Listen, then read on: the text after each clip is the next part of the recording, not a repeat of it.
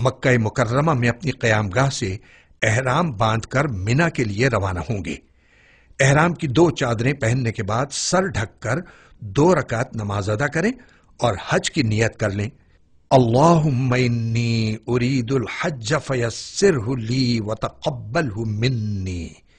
اے اللہ، میں حج کا ارادہ کرتا ہوں، اس کو میرے لیے آسان فرما اور قبول فرما لے۔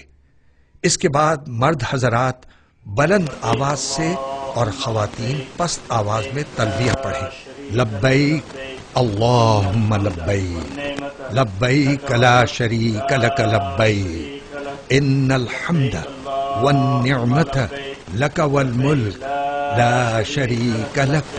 میں حاضر ہوں، یا اللہ میں حاضر ہوں، میں حاضر ہوں، تیرا کوئی شریک نہیں، میں حاضر ہوں، بے شک تمام تعریفیں اور نعمتیں تیرے لیے ہیں اور ملک بھی تیرا کوئی شریک نہیں۔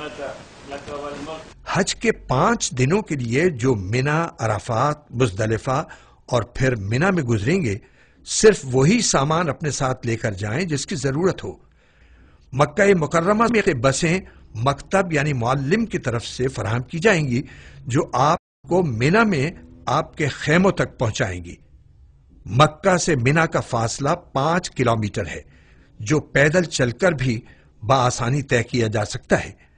آپ اپنے گروپ کے کچھ لوگوں کے ساتھ پیدل منا تک جا سکتے ہیں، لیکن گروپ کے بغیر جانے کی کوشش نہ کیجیے، ورنہ منا میں اپنے خیمے تک پہنچنے میں آپ کو سخت دشواری کا سامنا کرنا پڑ سکتا ہے، کیونکہ منا کے میدان میں ایک جیسے ہزاروں خیمے نصب ہوتی ہیں۔ آپ کے خیمے کا نمبر، گلی کا نمبر اور شارے کے لیے پتے وغیرہ کا کارڈ آپ کو معلم کی جانب سے منا روانگی سے قبل مل جائے گا۔ اس کارڈ کو ہمہ وقت حفاظت سے اپنے پاس رکھیے۔ 8 ذی الحجہ کو منا پہنچ کر ظہر، عصر، مغرب اور عشاء کی نمازیں اپنے اپنے وقت پر اپنے خیموں میں باجماعت ادا کریں۔ فقہ حنفی کے مطابق مسافر قصر نماز ادا کریں گے جبکہ مقیم قصر نہیں کریں گے۔ مسافر وہ شمار ہوں گے جن کے مکے میں قیام کو 7 ذی الحجہ کو 15 دن سے کم ہوئے ہوں۔ یاد رکھیں کہ حج ایک عظیم عبادت اور امت مسلمہ کے اتفاق و اتحاد کی علامت ہے، لہذا حج کے دوران خصوصاً منا، عرفات اور مزدلفہ میں نمازوں کے سلسلے میں بحث و مباحثے سے گریز کریں اور اپنی زندگی کے قیمتی لمحات ضائع نہ کریں۔ بس ذکر الہی کرتے رہیں، رات منا میں قیام کریں، دوسرے روز یعنی 9 ذی الحجہ کو نماز فجر ادا کرنے کے بعد مکتب کی فراہم کردہ بسوں میں عرفات کے لیے روانہ ہو جائیں۔ عرفات جاتے ہوئے تلبیہ، تکبیر، درود شریف اور دعائیں پڑھتے ہوئے جائیں۔ یاد رکھیں 9 ذی الحجہ کو فجر کی نماز کے بعد سے 13 ذی الحجہ کی نماز عصر تک تمام فرض نمازوں کے بعد تکبیرات تشریق پڑھنا مستحب ہے۔ تکبیر کے بعد تلبیہ بھی پڑھنا چاہیے۔ مرد حضرات بآواز بلند جبکہ خواتین آہستہ پڑھیں گی۔ اللہ اکبر، اللہ اکبر، لا الہ الا اللہ واللہ اکبر، اللہ اکبر وللہ الحمد۔ وقوف عرفات کا وقت زوال آفتاب سے شروع ہو جاتا ہے۔ عرفات میں ظہر اور عصر کی نمازوں کو ظہر کے وقت میں جمع کر کے قصر پڑھنا سنت ہے، مگر شرط یہ ہے کہ حج کا احرام باندھے ہوئے ہوں اور امام المسلمین یا اس کے نمائندے کی اقتداء میں نماز پڑھی جائے۔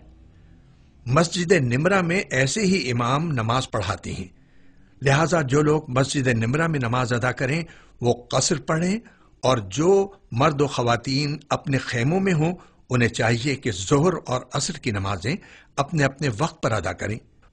اگر مقیم ہوں یعنی مکے میں قیام کو 7 ذی الحجہ کو 15 دن ہو چکے ہوں تو قصر نہ پڑھیں بلکہ پوری نماز ادا کریں۔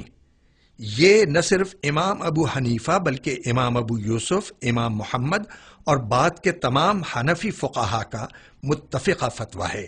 وقوف عرفات کے دوران یہ بات ضرور یاد رکھیں کہ یہی وہ مقام ہے جہاں جبل رحمت کے قریب قصوہ نامی اونٹنی پر سوار ہو کر سرکار دو عالم حضرت محمد مصطفیٰ صلی اللہ علیہ وآلہ وسلم نے نماز ظہر سے قبل ایک عظیم الشان فصیح و بلیغ خطبہ ارشاد فرمایا تھا، جسے خطبہ حجۃ الوداع کہا جاتا ہے اور جو رہتی دنیا تک کے لیے انسانیت کا ایک عظیم ترین منشور ہے۔ سرکار دو عالم صلی اللہ علیہ وسلم نے فرمایا تھا، اللہ کے بندو، میں تمہیں اللہ کے تقوی کی نصیحت کرتا ہوں اور اسی کی اطاعت پر ابھارتا ہوں، اور جو خیر کی بات ہے اس سے شروع کرتا ہوں۔